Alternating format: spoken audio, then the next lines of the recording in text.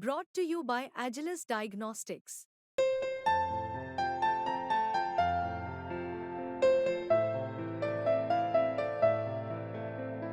Agilus Diagnostics. जो लोग कहते हैं कि मैं भावुक नहीं संवेदनशील हूँ, तो मुझे लगता है कि ये पाखंड है। दलित पिछड़े रैयतों के साथ तो जमींदारी में बेईमानी की ना, और उसकी ज़मीन जो है रातों रात हड़प के अपने नाम पर कर लिया। जब आप ननिहाल में रहते हैं तो आपके पास चाहे जितनी सुविधाएं हों, लेकिन आपका अधिकार कुछ भी नहीं होता। ये बहुत भावुक करने वाला मतलब था। कोकिल तुम आ गई लौट कर, मेरी माँ कब आएगी? हंसते खेलते आया बसंत, मेरी खुशियाँ कब आएगी? मैं ये जानना चाहता हूँ कि आपके बचपन की शुरुआत ये भाव कैसे आया, क्योंकि जब तक आपके अंतर में ना हो, आपकी निर्मिति ना हो, आप ऐसा नहीं हाँ, कर बिल्कुल है कि बचपन में ये ऐसा कुछ नहीं था। दो चीज़ें थी जो आ गई थी, जैसे भी आ गई। वो है संवेदनशीलता और भावुकता, जिसको आजकल लोग बहुत बुरी चीज़ कहते हैं, लेकिन सच्चाई है कि मैं भावुक रहा हूँ और मैं इसको स्वीकार करता हूँ कि भावुकता मेरे भीतर है। और भावुकता कहीं एक उन्नत रूप संवेदनशीलता है। जो लोग कहते हैं कि मैं भावुक नहीं संवेदनशील हूँ, तो मुझे लगता है कि ये पाखंड है। जो भावुक नहीं होगा तो वो संवेदनशील भी नहीं होगा, ये एक तर्क गढ़ा जाता है। तो वो चीज़ें थी और वो बचपन में से थी। उसमें कुछ इजाफा इस रूप में हो गया कि मैं 8 साढ़े 8 साल का था तो मेरी माँ का निधन हो गया। तो गांव में जो मातृहीन बालक होता है, उसकी परिस्थिति को आप समझ सकते हैं। उसको जो प्यार करने वाले होते हैं, उसको उसका की रक्षा करने वाले जो लोग होते हैं ना, वो लोग भी इतने संवेदनशील नहीं होते हैं कि उसके दुख को शेयर करें। वो सोचते हैं कि इसको खाना ठीक से मिलना चाहिए, इसको कपड़ा ठीक से मिलना चाहिए, पढ़ाई होनी चाहिए, जो गांव की व्यवस्था में होता है। उतना अगर हो रहा है तो सब कुछ ठीक है, आपके साथ कोई गलत नहीं हो रहा है। लेकिन आपके मन पर क्या बीत रहा है, और माँ की स्मृतियाँ हैं, तमाम चीज़ें। मेरी बहुत माँ की पल कविताएँ मिलेंगी माँ की स्मृतियों को लेकर उस समय। तो वो उसका ख्याल कोई नहीं रखता है।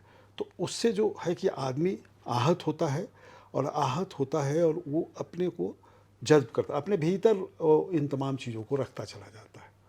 तो यहाँ से ये जो प्रतिरोध पैदा हो कि जो दुनिया है, जो अत्याचार है, असमानता है, संवेदनशील स्वभाव के कारण ये पैदा हुआ। गरीबों को देखा, तमाम चीज़ें करता था। तो उससे जो पैदा हुआ, तो उसमें क्या है कि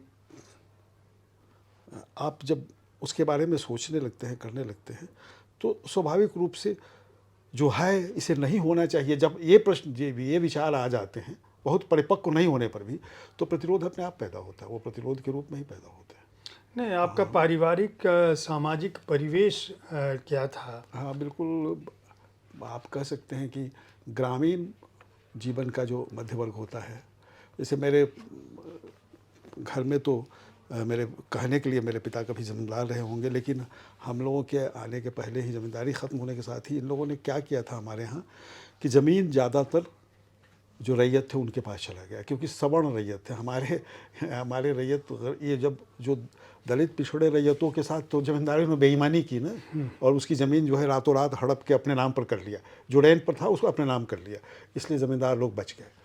हमारे जो रैयत, जो सवर्ण रैयत थे, स्वजातीय रैयत थे, तो वो तो चालाक लोग थे, तो वो उनका नहीं ले पाए, तो उनकी स्थिति, हमारी आर्थिक स्थिति अच्छी नहीं रह गई थी।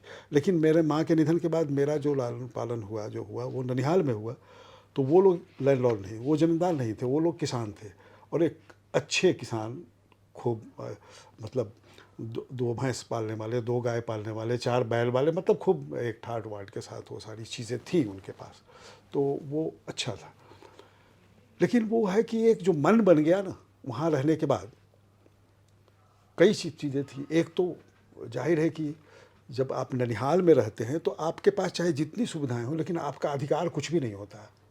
आपको इसका एहसास होता है कि मेरे भाइयों का जो अधिकार था उस घर पर है, जो था, वो मेरा अधिकार नहीं था। ये इसको किसी ने कहा नहीं, ये अपने आप हो जाता है, ये बन जाता है।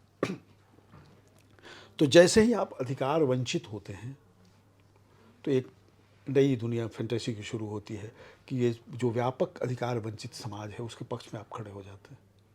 आपको याद है कि पहली कविता आपने किस समय लिखी थी, देखिए, और वह क्या, किस विषय हाँ, पर थी? अब क्योंकि वो अगर हम याद करें तो वो तो ऐसा समय था, 7-8 साल की उम्र में माँ के निधन के बाद जो वो कविता तो नहीं है लेकिन भावनाएं तो आती हैं ना, वहीं से चीज़ें बनी। आज चाहे मैं जो कुछ भी लिख रहा हूँ, लेकिन पहले वो जो लिखा था वो कहीं दर्ज भी नहीं है, मतलब वो प्रारंभिक कविताएं जो हमने छोड़ रखी है, जो संकलनों में नहीं लिया है, उसमें भी वो नहीं है शामिल है, क्योंकि पूरी, लेकिन फिर भी मुझे याद है, सुना सकते याद हैं। है वो। हाँ, जैसे वो हुआ कि मेरी माँ का जब निधन हुआ था, उसके बाद ये वो दुर्गा पूजा के आसपास का समय था, तो उसके बाद सब ठंड वंड बीत जाने के बाद जब बसंत का ऋतु आया है तो कोयल फिर से बोलना शुरू करती है। तो हम कहते हैं कि इतने दिनों के बाद कोयल तो लौट आया है, तो कि मेरी माँ नहीं लौट आएगी। ये बहुत भावुक करने वाला मतलब था।